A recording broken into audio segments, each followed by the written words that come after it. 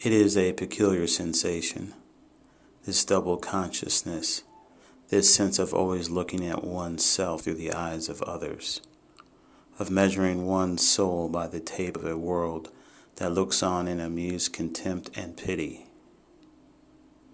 W.E.B. Du Bois, The Souls of Black Folk, 1903. Creative representation of African American life and the black body have come a long way since Du Bois' seminal commentary. Mondo Black went on the road to meet with artists who are documenting, reinterpreting, and reconstructing alternative modes of perceiving and considering blackness. These are some of the storytellers, dream weavers, and soul keepers of Mondo Black, keeping our eyes on us.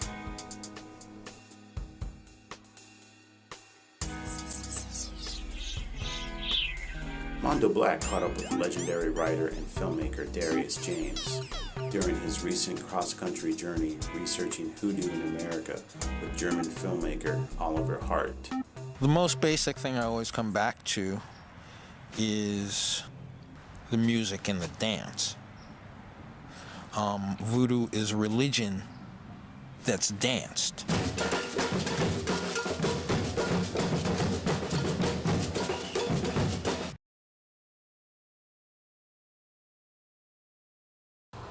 It became clear it was time for me to explore who I was in a very spiritual sense. I've always been interested in magic. And the reason why I was interested in magic was because I've always noticed there was a correlation between the creative and the magical. And I wanted to bring that quality to my writing. The proposal, which was a book proposal at that time, I think it was right after we finished the shooting of Black Germany, I read the proposal, and I immediately thought that this would make a great documentary film, because it had all the ingredients. It's a journey, it's a quest, it's kind of a, we named it a road movie of the soul. A lot of America's popular dance style started in the slave quarters. So there's this constant back and forth, call and response in American culture.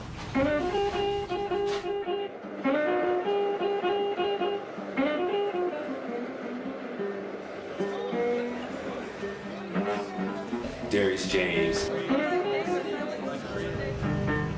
Tell me, pretty mama, what can I do to change your mind? And these angels or spirits told me it was not my time. You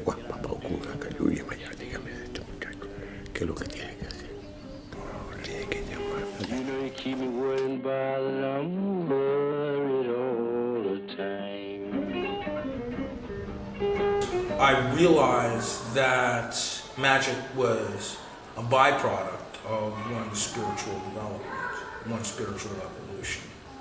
It's real magic is something that you don't necessarily will, but it's a grace of your spiritual growth, your spiritual power, your spiritual character. People talk about synchronicities, coincidences when things happen that they were meant to happen. If they happen consistently and your head is clear, it's really the universe talking to you.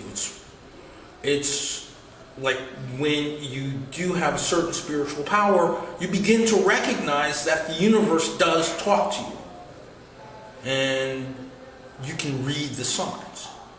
Next, we caught up with the visual artist Kimberly Becoat to discuss her work recently on exhibit at the Skylight Gallery and Mocada in Brooklyn, New York.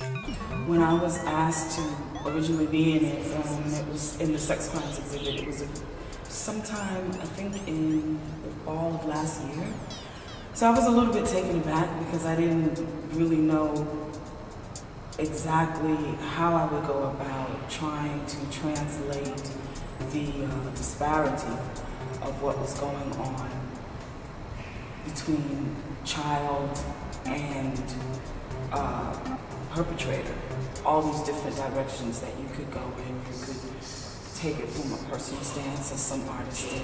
You could take it from the stance of one victim, or you could take it from where the stance that I decided to take my work from, which was involving Black relationships in regards to incest.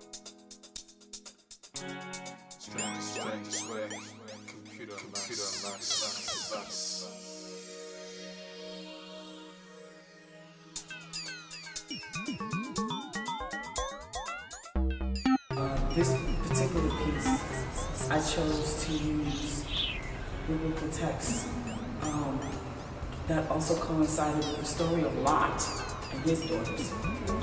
And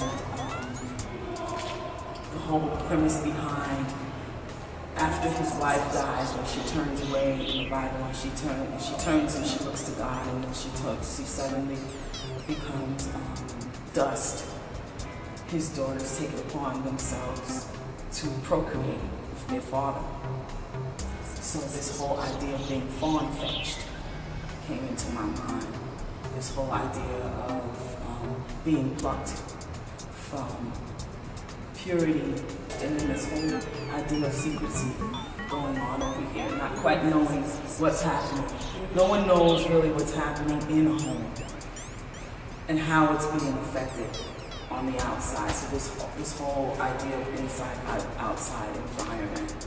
I always am purposely trying to be precise in deconstructing beauty. Whether it's this subject or whether it's an abstract piece, very abstract. I work in two dynamics. I work in conceptual art, much like this work, and then I work in very, very abstract art. I always try to do these really ornate, beautiful pieces. The conceptual pieces tend to be a little more didactic in the movement. The abstract ones tend to be more fluid and atmospheric, but everybody always says, oh, they're so pretty. And yet, when you get up close, there's a lot of different things going on that I carefully have constructed.